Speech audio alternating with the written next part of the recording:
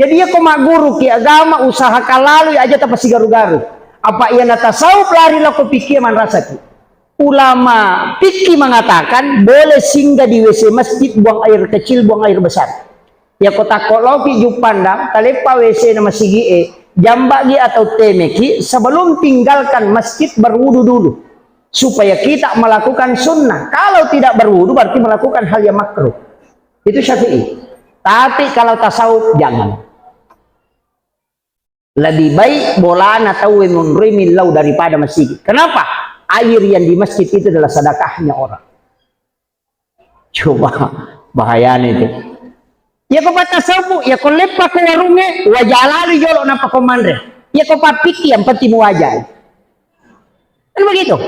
Apa iya kau mandre jolok nampak wajah, degaga bedana lo kau mali buah pona teh, masuk kau nampak kalau milawi makan dalenga buah pota. Kalau kau makan dulu baru bayar, makanya bayar dulu baru makan. Tak ada nasi salah. Ini karena kajiannya beda.